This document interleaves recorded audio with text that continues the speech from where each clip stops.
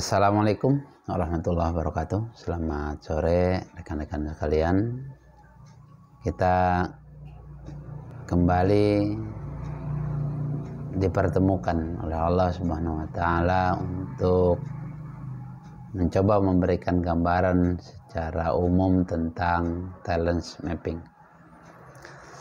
Rekan-rekan sekalian, kenapa kita perlu mengetahui talent mapping ini? Karena dengan talent mapping kita bisa memberikan atau menjadikannya sebagai alat untuk memahami diri kepribadian kita yang spesifik, sehingga kita bisa menemukan peran kehidupan kita dalam menjalani kehidupan, sehingga kita bisa melakukan peran-peran yang produktif baik dalam tatanan ruang kepribadian maupun organisasi. Rekan-rekan sekalian, dengan kita mengenal dan menggunakan talent mapping, diharapkan kita bisa mencapai puncak kualitas baik secara individu maupun puncak kualitas dari produktivitas yang kita lakukan. Maka dengan memahami bakat dan kekuatan sebagai sifat karakteristik unik kepribadian kita, kita berharap bisa menghasilkan kinerja yang unggul dan konsisten dalam melakukan peran kehidupan.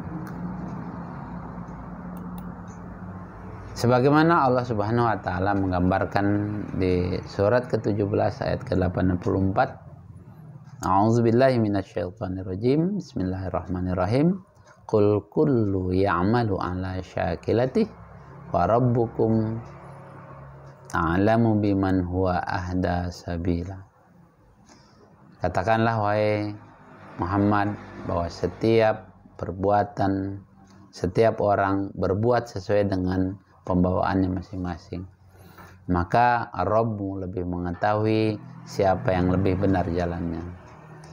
Di ayat ini ada beberapa hal yang perlu kita garis bawahi. Yang pertama tentang syakilah, yang kedua tentang syabilah.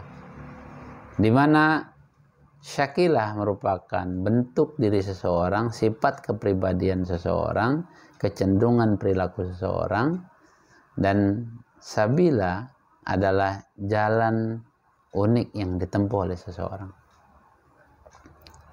Maka ketika kita melakukan perjalanan di jalan yang sesuai dengan dorongan kepribadian sifat karakter kita, maka kita akan melakukan perjalanan hidup itu dengan membahagiakan, dengan mudah, dan diharapkan memberikan kemanfaatan baik untuk diri maupun orang lain. Rekan-rekan sekalian, dengan talent mapping kita dikenalkan dengan bakat.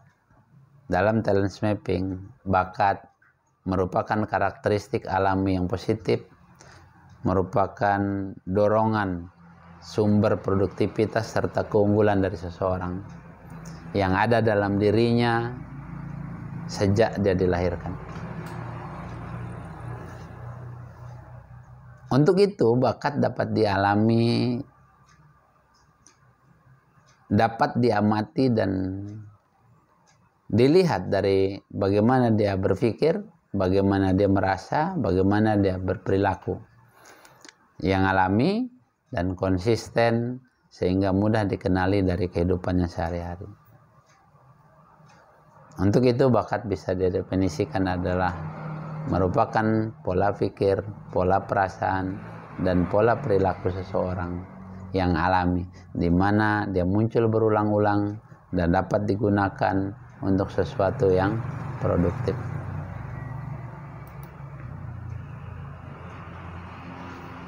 Bagaimana kita bisa memahami bakat lebih jauh? Yang pertama adalah Bakat merupakan perilaku spontan dan alami yang muncul dari keseharian kehidupan kita. Bakat itu merupakan karakter yang alami, yang bawaan, dan kemudian otentik dari diri seorang yang sudah ada sejak dia lahir. Untuk itu, bakat menumbuhkan keunikan, karena setiap komposisi bakat itu akan mewujudkan sesuatu yang spesifik dan unik, sehingga satu dengan yang lainnya itu bisa berbeda.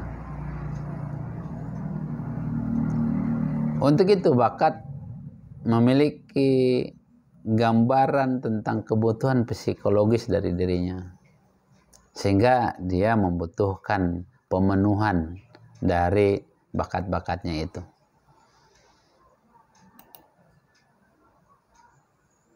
Rekan-rekan sekalian, untuk itu bakat bisa diketahui dari ciri-cirinya, atau ini barangkali bisa menjadi bantuan observasi kita untuk mengenali bakat apa yang kita miliki atau orang lain. Yang pertama adalah sesuatu itu nagih, sesuatu itu senantiasa muncul, sesuatu yang mendorong kita menikmati sebuah produktivitas yang kita lakukan. Dan kemudian dia sangat mudah dan cepat dipelajari. Maka itu mengindikasikan bahwa kita berbakat di sana. Pekerjaan atau produktivitas yang kita lakukan itu memunculkan kepuasan saat kita melakukannya. Dia akan mudah, mengalir, dan membuat kita lupa waktu. Itu bisa dikategorikan kita berbakat di sana. Bahkan dalam banyak kesempatan, ketika mulai setar kita mengerjakan sesuatu, itu udah betul-betul bagus kita mengerjakannya. Itulah dorongan-dorongan yang mengindikasikan bahwa kita berbakat di sana. Kemudian dengan talent mapping kita mengenal apa itu kekuatan. Dalam talent mapping, kekuatan itu adalah merupakan aktivitas produktif yang dapat kita lakukan dengan mudah, menyenangkan, berkualitas tinggi, dan kemudian memberikan kemanfaatan. Biasanya dikenal dengan 4E. Easy, enjoy, excellent, dan earn. Untuk itu, setiap aktivitas produktif yang jika semakin ditekuni, semakin menagih, semakin dikerjakan, semakin memberikan energi, inilah yang disebut kekuatan. Di mana kekuatan itu terjadi karena dorongan bakat yang alami kita. Rekan-rekan sekalian, apa kaitan antara bakat dan kekuatan? Yang pertama adalah setiap sifat yang secara alami akan menimbulkan kekuatan atau daya dorong yang menggerakkan kita untuk melakukan aktivitas produktif tertentu. Bakat menjadi sumber energi bagi dirinya. Bakat merupakan dorongan spontanitas yang alami yang memberikan kepuasan yang muncul ketika kita melakukan aktivitas-aktivitas produktif. Bakat memberikan daya penguasaan yang besar, sehingga ketika melakukan aktivitas, kita melakukannya dengan cepat dan mudah. Maka korelasinya secara langsung dikatakan bahwa bakat menghasilkan kekuatan, kekuatan menunjukkan bakat terpendam. Rekan-rekan sekalian, dengan talent mapping, maka kita bisa menjadikan sebuah konsep pengembangan manusia dan organisasi yang mana kita memandang setiap individu sebagai pribadi dengan keunikan sifat, keunikan bakat dan potensi mereka, serta berupaya mengembangkan karakteristik tersebut untuk menghasilkan kinerja yang unggul, baik secara pribadi maupun secara organisasi. Assistant talent mapping berguna untuk bisa menggambarkan pola berpikir, pola merasa, serta pola berperilaku yang produktif, sehingga dapat memperkirakan potensi kinerja dalam berbagai aktivitas dan peran yang akan kita lakukan. Dengan demikian, talent mapping mempunyai dua fungsi dasar.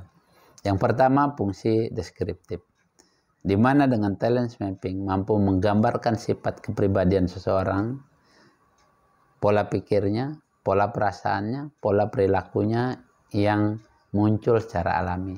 Ini yang disebut domain bakat. Yang kedua, fungsi prediktif. Dengan talent mapping mampu menggambarkan ragam kekuatan yang paling potensial untuk dikembangkan di dalam diri seseorang, di dalam diri manusia. Ini yang disebut domain bakat.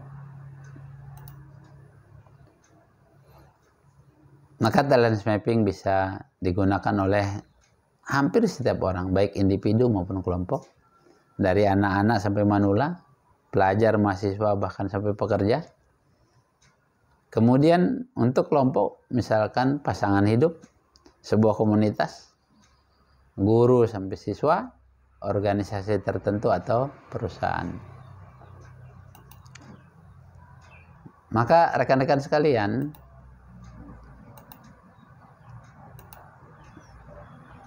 hasil talent mapping itu kita bisa mendapatkan gambaran yang pertama urutan bakat, kemudian peta bakat, kemudian potensi kekuatan, kemudian yang keempat adalah strength cluster map, yang kelima adalah personal branding. Maka ketika kita memahami hal-hal seperti ini, maka kita akan mengenal lebih jauh kepribadian kita, dorongan kekuatan kita, dan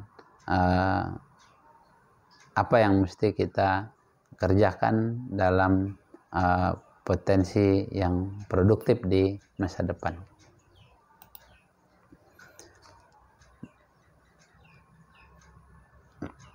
Misalkan teman-teman sekalian, talent mapping digunakan untuk kebutuhan-kebutuhan khusus tertentu. Contoh, talent mapping digunakan untuk dunia pendidikan atau perencanaan karir misalkan. Di dalam dunia pendidikan, misalkan bagaimana seseorang akan mengambil jurusan setelah mereka keluar dari SLTA, jurusan apa yang cocok dan sesuai dengan bakat dan kepribadiannya. Bukan sekedar suka, bukan sekedar masuk, yang akhirnya akan disesali di 3 tahun, 4 tahun yang akan datang. Sehingga mereka merasa bahwa mereka salah mengambil jurusan. Talent mapping juga sangat berguna untuk organisasi dan bisnis. Misalkan seseorang mengambil assessment talent mapping, usaha atau bisnis apa sih yang akan dia geluti, yang sesuai dengan bakat kepribadiannya, sehingga dia melakukannya dengan bahagia, dengan mudah, dan memunculkan keunggulan secara spesifik bagi dirinya, dan memberikan kemanfaatan yang baik bagi dirinya dan orang lain. Juga talent mapping bisa digunakan sebagai konsep pengembangan diri dari kepribadian seseorang dan bagi tim work dari seseorang atau dari organisasi tertentu.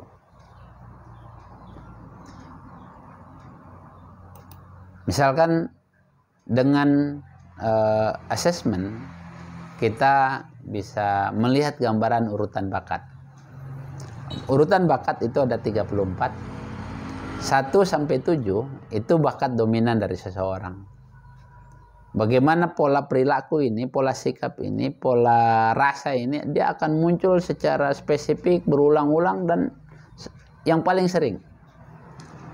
Urutan pertama biasanya adalah urutan yang dimana bakat itu muncul dominan dari diri seseorang. Dia akan terus muncul secara spontan dan paling sering terjadi. Nah, itulah yang menjadikan urutan bakat dari seseorang.